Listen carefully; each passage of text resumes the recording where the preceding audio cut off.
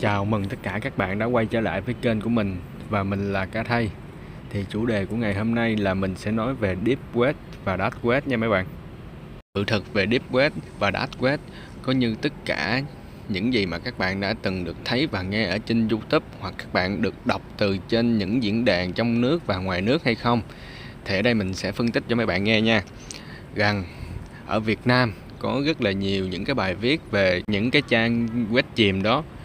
Thường á, thì mình chốt một câu như thế này nha, là những cái bạn đó bạn qua bên nước ngoài, bạn lấy clip của bên nước ngoài, bạn search về nguyên văn luôn.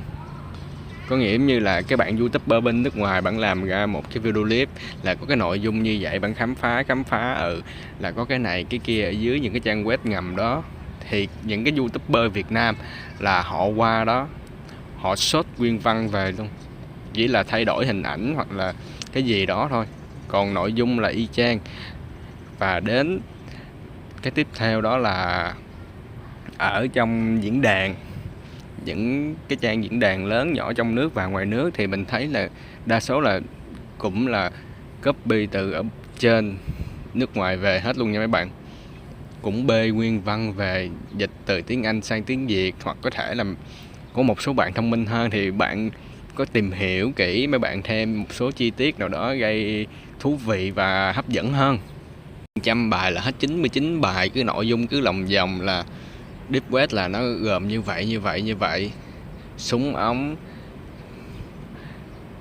hàng trái phép, ma túy, chất cấm, tra tấn gì đó vân vân, là nó cứ lòng vòng gọi tôi đọc mà riết tôi phải nói là hại não luôn á. Đọc bài nào cũng như bài nào đó, nội dung nó cứ lặp vòng vậy đó bạn, không có cái gì gọi là nó mới mẻ hơn. Thì hôm nay mình với tất cả các bạn cùng xem Deep Web có gì nhé, nhưng mình sẽ không hướng dẫn cho tất cả các bạn truy cập vào Dark Web và Deep Web. Mình chỉ phân tích cho tất cả các bạn hiểu biết về cái nội dung ngầm ở trên Deep Web dưới góc nhìn của một chuyên gia nha các bạn. Thì ở đây mình xin trích dẫn nguyên văn trên Wikipedia nha mấy bạn.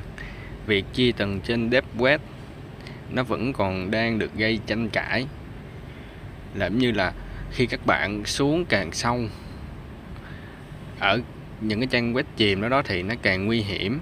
Có người là nói rằng là nó không có bất kỳ những cái tầng nào khác, còn có người thì lại cho rằng nó có rất là nhiều tầng.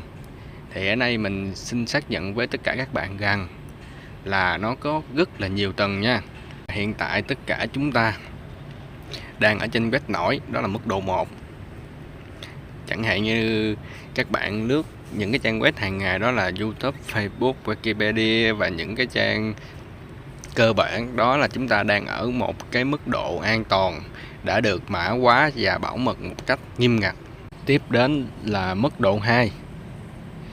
Ở đây là những cái người mà họ cho rằng trang web không có chia bất kỳ tầng nào thì họ nghĩ rằng là ở mức độ 2 này có lẽ là đã hết rồi, là đã tận cùng của những trang web rồi, những gì mà họ biết hoặc là Google mà bạn tra không thể ra là nó đã nằm ở trong đây hết rồi.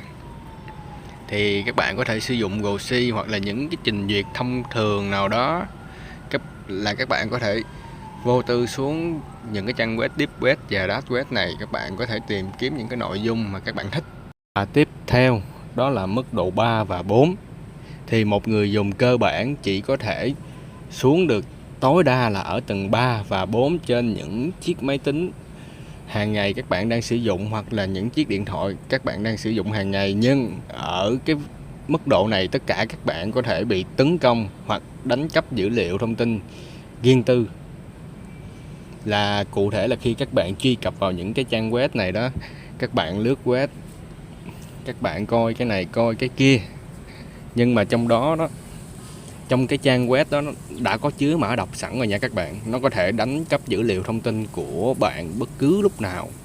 Mặc dù bạn đang xài một cái trình duyệt gọi là đã có mã hóa thông tin, nhưng bạn có biết cái trình duyệt đó là như thế nào không? Những cái trình duyệt mà bạn download từ những cái trang chủ trên nước ngoài về đó, để gọi là được mã hóa bảo mật này nọ ok hết, nhưng mà với mình thì nó cũng không hẳn là gì đâu. Tại vì nó vẫn là bản thương mại thì chắc chắn là những hacker, người ta cũng đã có mã nguồn, người ta đã bẻ khóa mã khóa, người ta đã chỉnh sửa lại được hết. Thì khi các bạn truy cập vào những cái trang đó thì các bạn thế nào cũng phải dính cựa, không có nào mà an toàn 100% đâu mấy bạn. Và đây là cái nơi mà tất cả các bạn được thấy nhiều nhất, là những cái bài viết về tâm linh ma quái, thí nghiệm gì đó, tổ chức băng đảng bí mật, tổ chức này tổ chức kia, hoặc là có thể là lộ một số thông tin của chính phủ, hình ảnh chưa bao giờ được công bố, nàng tiên cá, người ngoài sao hỏa, vũ trụ, UFO, vật thể bay không xác định. Thường là những cái hình ảnh đó sẽ được phát tán ở cái khu vực này rất nhiều nha các bạn. Và một số anh em diễn đàn công nghệ trong nước và ngoài nước, họ truy cập, họ lấy những cái dữ liệu thông tin này về, họ tạo ra một cái bài đăng, một cái bài viết gì đó. Rồi xong rồi thì lúc đầu là mình đã nói với các bạn rằng nó là vậy đó, là một người lên đây, họ tạo ra một cái bài viết, và rồi những cái bạn khác, bạn lên những cái diễn đàn này, diễn đàn kia, thì bạn đi bạn sao chép lại, bạn đi bạn ghi up video, bạn đi bạn thay đổi nội dung hình ảnh, rồi bạn thêm, bạn chế biến lại thành một cái video clip của bạn, xong bạn đem về đây bạn up lên cho tất cả các bạn cùng xem. Nhưng mà sự thật thì không phải vậy đâu, không phải chính xác 100% đâu. Những cái sự thật mà mình nói với bạn nghe nha, cái gì mà nó thật thì thường là tất cả các bạn không bao giờ thấy và biết được trên cái YouTube này đâu. Toàn là những cái trò câu view, câu like rẻ tiền thôi nha mấy bạn. Còn nếu mà đúng chính xác bạn đó đăng 100% là cái nội dung đó là sự thiệt đó, tôi nói thiệt với tất cả các bạn luôn nha, 1 phút 30 giây sau FBI đến nhà gõ cửa bạn liền luôn. Thì các bạn cũng đã biết cái hiệu ứng truyền miệng rồi. Khi mà cái nội dung gốc được up ra vào lúc ban đầu, sau khi mà nó truyền miệng lại là cái nội dung nó đã bị thay đổi, bóp méo đi rất là nhiều luôn nha. Thì đây là mình đã nói về cái vấn đề mà sự thiệt, những cái tổ chức, những cái băng đảng mà mấy bạn đọc trên YouTube đó toàn là ảo hết, không có bất kỳ một cái thông tin nào gọi là chính xác 100% đâu nha mấy bạn. Và tiếp theo đó là mức độ 5. Đây là tầng cuối cùng của một người dùng cơ bản, họ không bao giờ có thể xuống được mức độ 5 nha các bạn. Ở tầng này yêu cầu bảo mật rất là cao. Nếu như tất cả các bạn không bị muốn đánh cắp dữ liệu thông tin cá nhân riêng tư, các bạn không thể nào sử dụng được những cái trình duyệt cơ bản hàng ngày mà các bạn đang sử dụng, và những cái phần mềm mà các bạn tải từ những trang chủ hoặc là trên những cái diễn đàn khác ở nước ngoài. Bởi vì những cái phần mềm đó không còn tác dụng gì ở trong khu vực này nữa. Buộc các bạn phải có một hệ thống chuyên biệt, riêng biệt, máy chạm, máy chủ server, kể cả GoC. Và những cái phần mềm mà bạn truy cập vào những cái trang web này đó là tự tay các bạn viết ra cái trình duyệt luôn nha.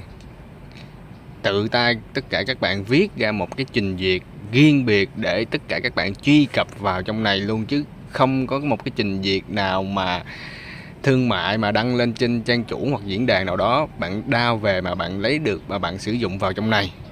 Và tiếp theo đó là mức độ 6, 7 và 8, và thậm chí là còn rất là nhiều các cấp độ khác. Thì ở những cái tầng này, tại sao lại là nơi hoạt động của những chuyên gia an ninh và các hacker? Thì đây là nơi nguy hiểm nhất ở trên không gian mạng luôn nha tất cả các bạn. Thì nơi đây diễn ra tất cả các cuộc mua bán chớp nhoáng.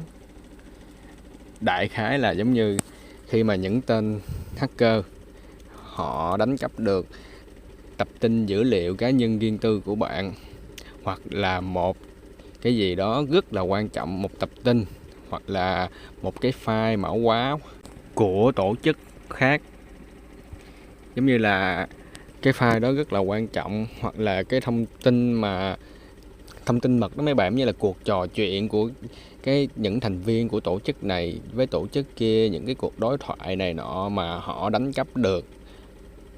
Nói chung là nó có liên quan đến những cái vấn đề nhạy cảm đó, mà có thể là họ sẽ đòi tiền chuộc tất cả các bạn. Nếu mà họ không đòi được tiền chuộc từ tất cả các bạn thì họ sẽ đem những cái thông tin đó họ xuống đây, họ rao bán một cách công khai.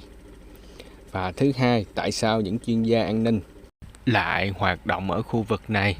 Bởi vì họ là những chuyên gia an ninh, họ có trách nhiệm bảo mật an toàn tất cả trên mọi nền tảng ở trên công nghệ cao. Đó là một phần họ phải xuống đây, họ nghiên cứu, phân tích và tìm hiểu cách thức hoạt động của những tội phạm này để họ có thể tung ra những bản phá mới nhất cho hệ thống của họ nhằm đảm bảo an toàn nhất. Tiếp đến là tìm hiểu và xác minh danh tính những người này và sẽ mời những người này đi uống trà. Qua video clip như mình phân tích như trên, nếu tất cả mà các bạn vẫn sử dụng Deep Web một cách thông minh thì tất cả các bạn vẫn có thể khai thác được nhiều thông tin thú vị và bổ ích ở trên Deep Web này một cách an toàn mà không hề gây hại.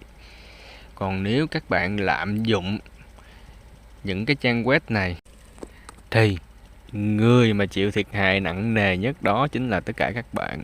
Các bạn phải trả giá rất đắt, thậm chí là tính mạng của tất cả các bạn luôn nha.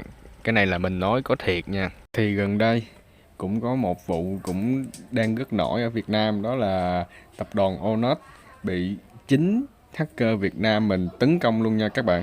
Thì những hacker trẻ tuổi Việt Nam này sau khi tấn công và hack đi khoảng 2 triệu tài khoản người dùng cá nhân, họ thương thảo với lại sale của bên Onet, họ đòi tiền chuộc. Sau khi mà cuộc thương thảo không thành công, họ quyết định bán hết 2 triệu dữ liệu người dùng này. Và hiện tại sale của Onet đã tung ra một bản phá lỗ hổng mới nhất. Tiếp theo đó là bắt đầu đang điều tra những người đứng đằng sau vụ việc tấn công này. Thì hiện tại là nhóm mà tấn công Onet này đó mấy bạn, là những hacker này là ở Việt Nam nha, rất còn trẻ tuổi. Nhưng tất cả điều tra cho thấy rằng tất cả những bạn hacker này đều đang bị sự sai khiến của một tổ chức ở bên nước ngoài. Qua video clip này thì mình nghĩ tất cả các bạn cũng đã có kiến thức sơ về những trang web chìm, web ngầm, web đen. Ở những tập tiếp theo mình sẽ lên sóng sự thật về Bitcoin và những đồng tiền ảo hiện nay, rủi ro khi các bạn đầu tư vào tiền ảo. Bạn nào xem video clip này mà chưa đăng ký kênh của mình thì hãy giúp mình đăng ký kênh.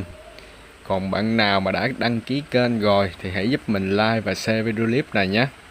Chào và hẹn gặp lại tất cả các bạn ở trong video clip sau.